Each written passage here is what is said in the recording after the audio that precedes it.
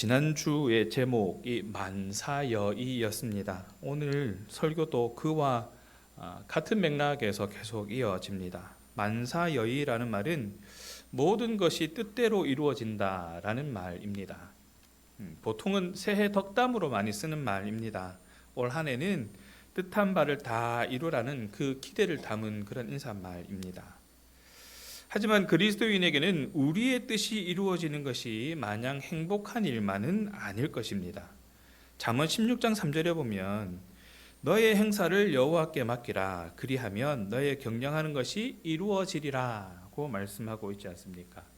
그리스도인에게는 소원이 이루어지는 삶을 살기 위해서 행사를 여호와께 맡기는 것으로부터 시작되어진다는 것을 얘기하고 있습니다.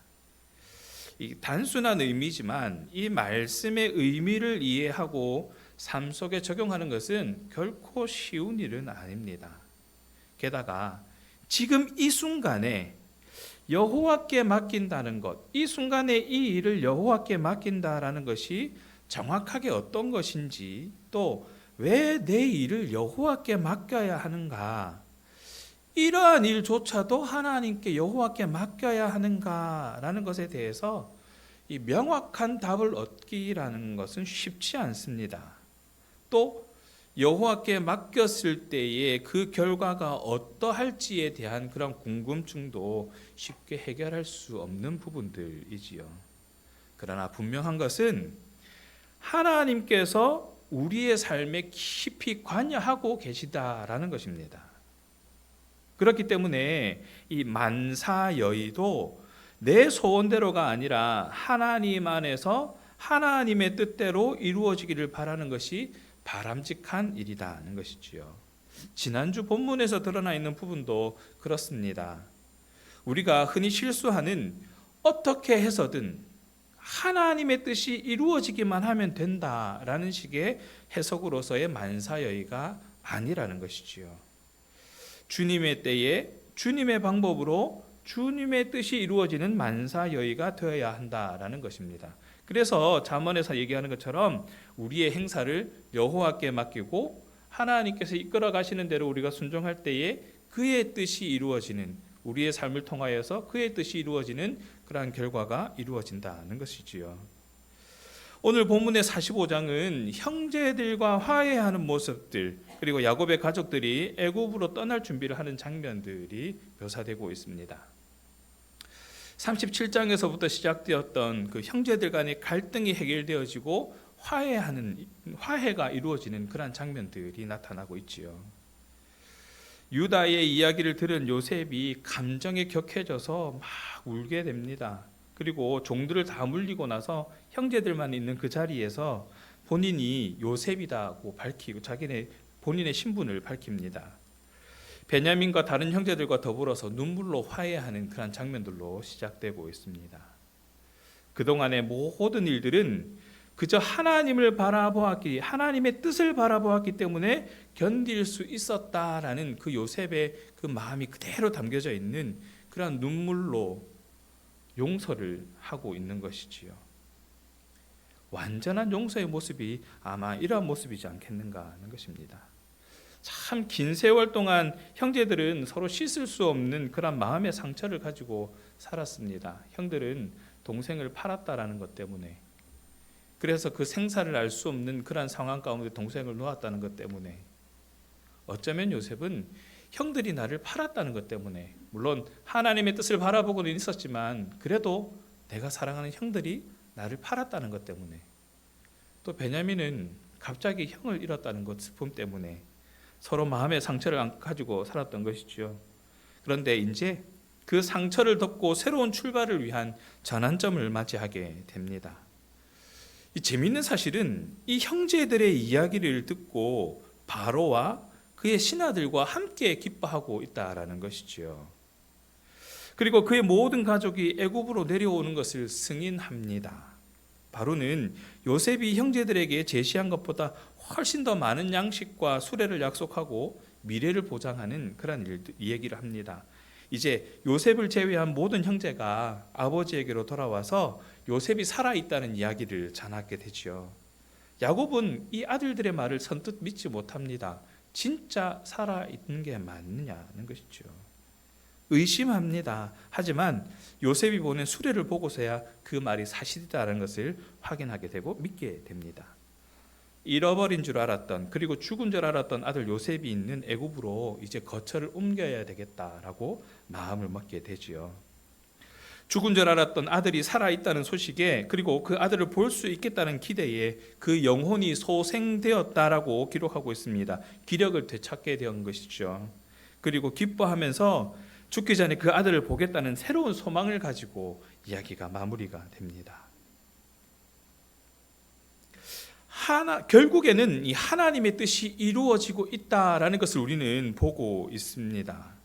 하나님의 뜻을 바라보면서 하나님의 약속을 신뢰했던 한 사람, 그 요셉의 순종이 요셉뿐만 아니라 그 주변에 있는 사람들에게도 선한 영향력을 끼치고 있는 그런 장면을 우리는 보고 있는 것입니다.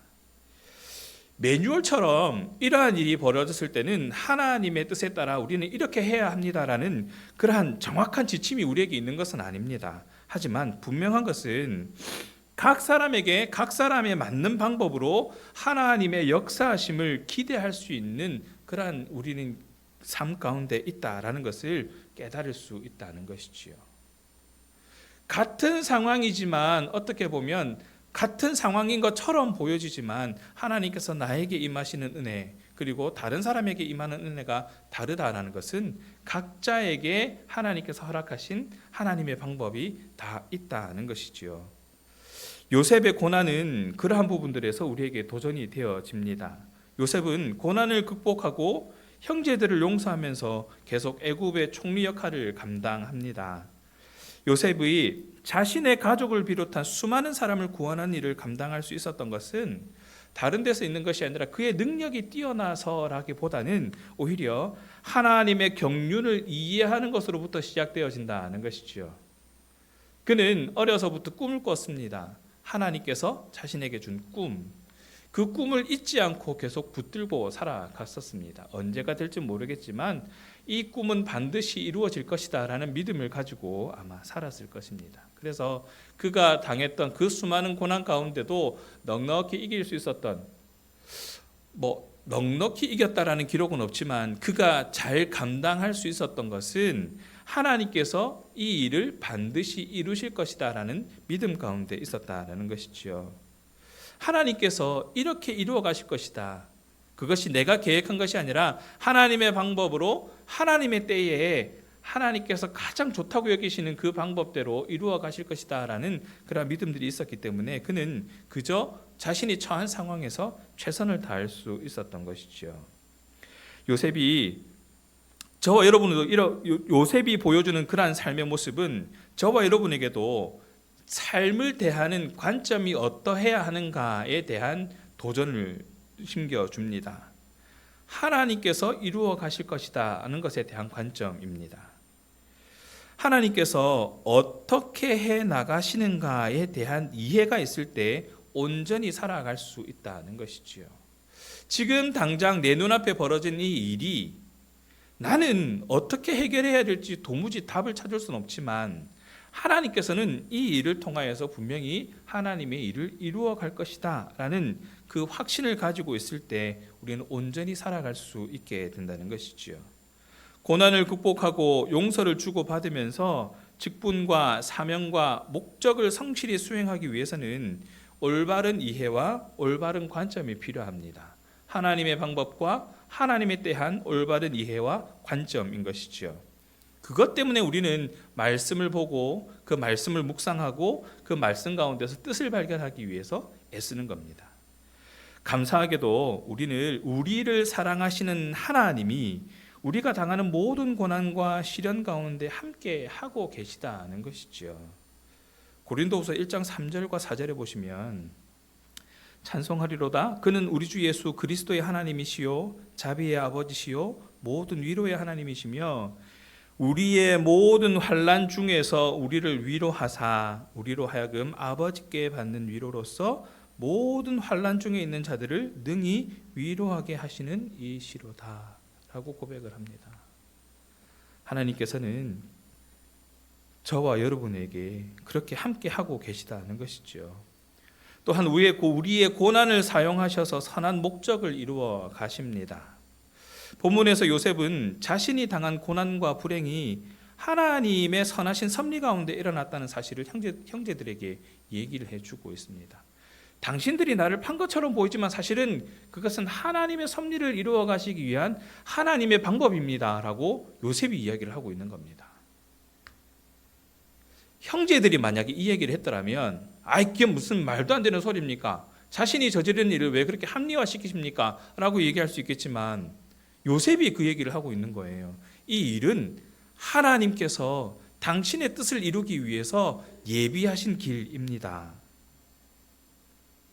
요셉은 주위 사람들을 물린 후에 자기가 누구인지를 밝히면서 당신들이 그 일을 했던, 당신들이 그렇게 했던 바로 나 요셉입니다 라고 이야기를 합니다. 그 얘기를 들었던 요셉의 형들은 죽은 줄만 알았던, 그렇게 팔려가서 그냥 그렇게 고생하다가 죽었을 것이라고 생각했던 그 요셉이 애굽의 총리가 되어서 눈앞에 있다는 사실이 아마 무섭고 떨렸을 것입니다. 자기네들이 잘못을 해서 그렇게 된 요셉이기도 하지만 절대 권력을 가지고 있는 애굽의 총리였단 말이죠. 그 총리 앞에 서 있는 본인들의 모습은 초라할 수밖에 없는 그런 상황이었습니다. 그래서 말 한마디 잘못하면 내가 죽을 수도 있겠구나라는 그런 상황 가운데 있는 것이죠. 요셉의 손에 죽을 것 같은 그런 두려움이 아마 앞섰을 것입니다. 그런 상황 가운데 있는 형들을 요셉은 안심시키면서 자신이 애굽에 오게 된 것은 전적인 하나님의 섭리다라고 이야기를 해주고 있는 것이지요. 요셉은 형들에게 인생의 모든 상황 속에서 개입하시고 통치하시는 살아계신 하나님에 대한 이야기를 지금 하고 있는 것입니다. 사람들은 각각 그 인생을 바라보는 관점들이 다 있습니다. 어떤 사람은 세상에 믿을 것은 자기밖에 없다라고 생각하는 사람도 있습니다. 그래서 세상에서 오직 나만이, 내가 믿을 것은 내 몸뚱아리밖에 없고, 그래서 나는 내가 생각하는 대로, 내가 판단하는 대로만 나는 움직이겠다라고 얘기하는 사람도 있습니다. 또 어떤 사람은 힘있고 권세 있는 사람들과 친분을 쌓는 것이야말로 성공의 비결이라고 굳게 믿는 사람도 있습니다. 그래서 어떻게 해서든 세상에서의 자신을 드러내기 위해서 갖가지 수단 방법을 다 동원하지 않는 그런 사람들도 있는 것이지요. 그렇다면 하나님의 자녀에게는 어떤 관점이 필요하겠습니까? 너무나 뻔한 것이지만 우리에게 절대적으로 필요한 그러한 관점입니다. 하나님은 요셉의 인생을 애굽으로 인도하셔서 그가 당하는 모든 시련을 통해서 살아계신 하나님을 드러내고 있습니다. 요셉은 그것을 알고 있었던 것입니다. 그리고 본인의 관점은 그러한 일들을 통하여서 이 일들을 만들어 가시는 하나님께 내 모든 것을 내어 맡겨야 되겠다라는 관점을 가지고 있었던 것이죠. 지금 우리가 당하는 고통과 시련은 무의미한 것이 아니라 살아계신 하나님을 드러내기 위한 그분의 섭리이다라는 것을 바라볼 수 있는 관점이 우리에게 필요한 것이지요. 그래서 우리는 믿음의 눈으로 지금도 나와 함께 하시는 그 하나님을 바라볼 수 있어야 하는 것입니다. 하나님이 우리의 고난을 통해서 당신의 뜻을 이루어 갈 것입니다. 그 결과로 하나님의 지혜와 자비가 널리 알려지게 될 것입니다. 즉 하나님 나라가 드러나게 될 것입니다. 우리는 그러한 일에 도구가 되어지는 것이지요.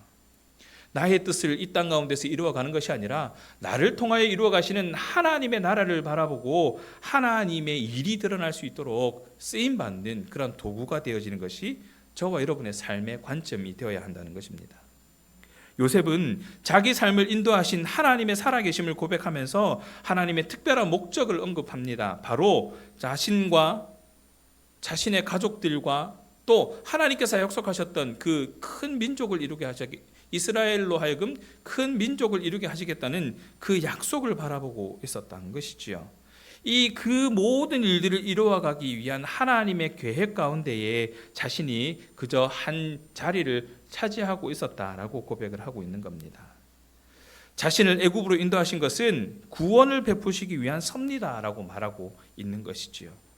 그리고 이 모든 일이 요셉의 형들과 그 자손을 세상에서 살아남게 하시려는 하나님의 계획 가운데 있었던 것이다. 형들이 미처 생각하지 못했던 이건 하나님의 계획하십니다 라고 이야기를 하고 있는 겁니다.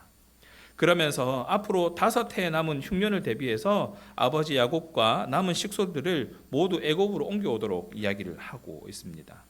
요셉은 자신을 애굽 총리로 삼으신 하나님의 특별한 섭리를 알고 있었던 것이지요. 이렇게 해서 내 아버지와 모든 식구들을 애굽으로 불러들이시는 하나님의 방법들을 보고 있었던 겁니다.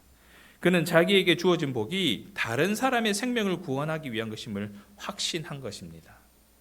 애굽의 총리가 괜히 된 것이 아니었다는 것이지요. 자신의 능력이 뛰어나서 내가 애굽의 총리가 될 만해서 가라는 생각을 전혀 하지 않았다는 겁니다. 요셉은 사람들의 생명을 보존하고 구원하기를 원하시는 하나님의 마음을 헤아리는 사람이었다라고 볼 수 있는 것이지요. 우리의 인생에는 그렇습니다. 고난도 있고 놀라운 성취도 있을 수 있습니다. 하나님이 우리에게 이 모든 상황을 허락하시는 이유가 무엇인가? 가만히 생각해 보면 그 이유는 한 가지로 모여집니다. 우리를 하나님의 마음을 깨달아 사람들을 돕는 성숙한 사람으로 빚기 위함이 아니겠는가 하는 것이죠. 먼저 우리에게 하나님의 은혜를 경험하게 하시고, 먼저 우리에게 그 하나님의 사랑을 깨닫게 하셔서 또 하나님의 방법을 바라볼 수 있게 연단시키시고, 또 그 하나님의 인도하심에 순종할 수 있도록 힘을 다하심으로 결국에는 아직 하나님을 알지 못하는 자들에게 하나님을 전하는 것과 하나님의 나라가 드러나지 못한 곳에 하나님 나라를 드러내게 하기 위해서 저와 여러분을 사용하고 계시다는 것으로 모여진다는 것이지요. 그래서 우리는 시련 속에서 낙심하지 말고 성취 가운데 교만하지 말아야 합니다. 왜냐하면 하나님의 도구로 쓰여지는 것이기 뿐이기 때문에 그렇습니다. 오히려 이 모든 상황 속에서 우리를 빚으시는 하나님께 감사함으로 살아갈 수 있어야 합니다. 그리고 세상을 구원하기 위해 독생자 예수님을 세상에 보내셔서 하나님의 사랑으로 또 이 땅 가운데 드러나야 할 이웃을 섬기는 그러한 사명을 우리에게 주셨다라는 것을 우리는 기억할 수 있어야 된다는 것이죠. 하나님이 우리에게 주신 것들을 기쁘게 나눔으로써 이웃이 생명을 얻도록 최선을 다하는 것이 우리의 삶이어야 한다는 것입니다. 우리에게 일어난 이 모든 일들은 하나님의 특별한 섭리 가운데 허락되어진 것이다. 나의 고난을 통하여서, 나의 성취를 통하여서 하나님의 뜻이 드러나게 하는 것이다. 그리고 다른 사람들을 구원하는 성숙한 자들이 되어야 한다는 것입니다. 고난과 성공 속에서 하나님의 특별한 목적이 있음을 믿음의 눈으로 바라볼 수 있는 저와 여러분 되기를 간절히 바랍니다. 그리고 우리의 삶의 모든 순간마다 하나님의 선한 뜻을 발견하면서 하나님께 감사함으로 하나님 뜻에 순종하는 그런 저와 여러분의 삶이 되어야 할 것입니다. 이렇듯 우리 그리스도인들의 신앙의 여정은 고난과 시련 때문에 잠시 주춤할 수는 있습니다. 그러나 그대로 머물러 있지는 않는다라는 것을 우리는 기억해야 합니다. 왜냐하면 하나님께서 저와 여러분과 늘 함께 하시기 때문에 그렇습니다. 우리가 생각한 대로, 우리가 의도한 대로 그 걸음을 걸어갈 수 없다 할지라도 하나님의 때와 하나님의 방법을 기대하고 하나님 뜻에 순종한다면 그 걸음은 결국 하나님께서 이끌어 가실 것이고 하나님 뜻에 합당하도록 그 걸음을 인도하신다라는 것이죠. 그래서 주춤할 수는 있어도 머물러 있지는 않는다는 것입니다. 그 문제와 고통을 통해서 다음 걸음을 걸어가게 하십니다. 하나님은 야곱과 그의 가족들이 하나님께서 약속하신 큰 그림을 위해서 애굽으로의 이주와 새로운 삶을 위한 협력을 하게 하십니다. 그 장면들이 오늘 본문 하반부에 잘 나타나 있지요. 애굽을 기근에서 구한 요셉의 공로가 바로와 그의 신하들로 하여금 이런 호의를 베풀 수 있도록 하고 있다는 것이죠. 요셉에 대한 신뢰와 사랑이 요셉의 가족들에게 좋은 것을 주겠다는 약속으로 표현된 것입니다. 단 한 사람 요셉 때문에 가능한 일인 것이죠. 바로는 애굽 이주에 필요한 온갖 편의를 제공하라고 지시합니다. 그는 수레를 제공하고 좋은 선물을 약속하고 가나안 땅에 재물을 가나안 땅에서의 재물에 연연하지 말라고 당부까지 합니다. 야곱의 가족은 이제 가나안에 미련을 두를 필요가 없는 것입니다. 요셉을 통해서 애굽에 있는 좋은 것들을 쉽게 구할 수 있게 되었기 때문입니다. 사랑하는 신앙가족 여러분, 하나님의 뜻을 이루며 살아가기를 기대하는 신앙인에게 세상에 속한 것에 미련을 두거나 연연하지 말아야 합니다. 그렇다고 세상의 것을 포기하며 살아갈 이유도 없습니다. 이 땅에서의 사명을 실현하기 위해서 허락하신 것들은 누리고 살아야 하겠지요. 이용할 줄도 알아야 합니다. 다만 세상의 것에 굴복해서 세상의 것에 취해서 세상에 함몰되지 않도록 경계하면서 하늘의 것에 소망을 두고 살아야 한다는 것이죠. 세상의 것에 미련을 두고 살다가 진짜 우리가 누리게 될 하나님의 것을 놓치고 살아가는 그러한 미련한 짓은 하지 않아야 한다는 것이죠. 빌립보서 3장 8절과 9절에 이렇게 이해합니다. 또한 모든 것을 해로 여김은 내 주 그리스도 예수를 아는 지식이 가장 고상하기 때문이라. 내가 그를 위하여 모든 것을 잃어버리고 배설물로 여김은 그리스도를 얻고 그 안에서 발견되려 함이니 내가 가진 의는 율법에서 난 것이 아니요 오직 그리스도를 믿음으로 말미암은 것이니 곧 믿음으로 하나님께로부터 난 의라. 세상의 것이 우리에게 필요하긴 합니다. 그러나 중요하지는 않다는 것이죠. 그 중요하지 않은 것 때문에 진짜 우리가 놓치지 말아야 할 것을 놓치고 살아간다면 그것만큼 안타까운 일이 어디 있겠는가 하는 것입니다. 그것을 해로 여기고 그것을 그냥 배설물로 여겨도 괜찮다라고 얘기하는 이 빌립보서에 담겨져 있는 이 고백들이 저와 여러분의 고백이 되어지기를 바랍니다. 그리스도를 위해 모든 것을 잃는 것이 우리에게 유익하다는 것을 기억하셔야 한다는 것이죠. 물론 소중하게 여기던 것을 잃게 되면 낙심하게 됩니다. 그리고 다시 소망을 품는다는 것이 참 힘든 일이기도 합니다. 당연히 힘을 내기도 어렵지요. 그런데 우리가 포기하고 낙심할 때도 하나님을 바라봐야 할 것은 하나님께서 우리에게 힘을 주시기 때문에 그렇습니다. 이사야 40장 31절은 이렇게 얘기합니다. 오직 여호와를 앙망하는 자는 새 힘을 얻으리니 독수리가 날개치며 올라감 같을 것이요 다름박질하여도 곤비하지 아니하겠고 걸어가도 피곤하지 아니하리로다. 하나님을 앙망하면서 하나님을 앙모하면서 새 힘을 얻어 세상 가운데 하나님을 능히 드러내는 그런 저와 여러분의 삶이 되어지기를 간절히 축원합니다. 말씀을 정리합니다. 오늘 가정예배서에는 헨리 나우엔의 상처 입은 치유자라는 그 책의 표지 글귀로 시작을 하고 있습니다. 이 시대의 사역자는 상처 입은 치유자입니다. 우리 자신이 입은 상처로 인하여 우리는 다른 사람들에게 생명을 주는 원천이 될 수 있습니다. 고기도 먹어본 사람이 먹는다고 하듯이 아픔도 상처도 힘듦도 실패도 경험해본 사람이 공감해 줄 수 있다는 말이지요. 그동안 요셉은 형제들 앞에서 결코 감정을 드러내지 않고 잘 절제했었지만 자신의 정체를 드러내면서부터는 대성통곡을 합니다. 유다가 베냐민을 대신해서 인질을 자청하는 그런 진심을 보았기 때문이지요. 자녀도 있는 가장이 동생을 위해 목숨을 내놓겠다는 거짓없는 사랑을 보았기 때문에 그는 그 감정을 절제할 수가 없었던 것입니다. 이후 요셉도 자신의 진심을 이야기합니다. 자신이 팔린 이유, 보디발의 종이 된 이유, 억울하게 옥에 갇혔던 이유, 사람들에게 잊힌 이유, 현재 애굽에 있는 이유는 형제들이 팔아서가 아니라 하나님이 먼저 보내셨기 때문이다 라고 이야기를 하고 있습니다. 사람의 악의적인 의도와 우연히 벌어진 일 때문이 아니라 생명을 구원하시고자 하시는 하나님의 절대 주권이라는 고백이 거기에 담겨져 있는 것이죠. 하나님의 뜻대로 하나님의 때에 하나님의 일이 이루어진다라는 온 마음이 담긴 신앙 고백이 바로 그 고백입니다. 데살로니가 전서 1장 3절에도 이렇게 얘기합니다. 너희의 믿음의 역사와 사랑의 수고와 우리 주 예수 그리스도에 대한 소망의 인내를 우리 하나님 아버지께서 끊임없이 기억함이니. 하나님은 이 땅의 구원을 위해서 예수님을 먼저 보내셨습니다. 먼저 오신 예수님은 12명의 제자를 부르시고 먼저 교회되게 하셨습니다. 그리고 제자들을 열방 곳곳에 보내어서 복음을 전하고 교회를 세우게 하셨습니다. 참된 사랑은 마음을 움직이게 되지요.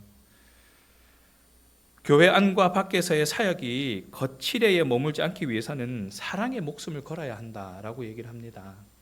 요셉이 고난을 통하여서 하나님의 뜻을 묵묵히 바라보고 그 일이 이루어지기까지 인내할 수 있었던 것, 그리고 형제들을 다시 만났을 때에 그들에게 그 고난을 그대로 넘겨주는 것이 아니라 그 일들을 통하여 이루어 가신 하나님의 뜻을 전하고 하나님을 드러낼 수 있었던 것은 그들이 보여준 진실한 사랑과 또 그들에 대한 요셉의 사랑이 거기에 담겨져 있기 때문인 것이지요. 어쩌면 고난 주간에 그리스도의 십자가를 묵상하고 금식하고 절제하면서 고난에 동참하고 또 예수님의 십자가 사랑이 완전한 구원의 삶에 깊이 새기도록 하는 것도 이를 위한 것이 아니겠는가 하는 것입니다. 저와 여러분을 하나님께서 사랑하셔서 먼저 구원해 주셨다라는 것이죠. 그 구원의 은혜를 경험한 저와 여러분이 고기도 먹어본 사람이 먹는다고 상처 입은 치유자처럼 먼저 경험해 본 우리가 그들에게도 그 사랑을 전할 수 있는 것이지요. 자기 십자가를 지고 예수님을 따르는 제자들을 통해서 이 땅의 구원을 이루어가고 계시는 그 하나님의 사역 가운데에 저와 여러분의 삶도 사용되어지고 있다는 것을 기억하시기 바랍니다. 생각지도 못한 어려움과 이유 없는 고난, 감당하기 어려운 상황에 직면해 있다면 하나님이 생명을 구원하시기 위해 나로 먼저 경험하게 하심을 믿는 믿음의 고백을 해야 할 때라는 것이지요. 이번 고난주간은 이 결단이 함께하는 기간이 되어야 할 줄 믿습니다. 어떠한 상황에서도 하나님을 바라보며 소망의 끈을 놓지 말아야 할 것입니다. 이 소망을 통해서 인내하여 하나님의 선하신 뜻이 이 땅 가운데 이루어지는 데 일조하는 영광을 경험하는 저와 여러분 되기를 간절히 바랍니다.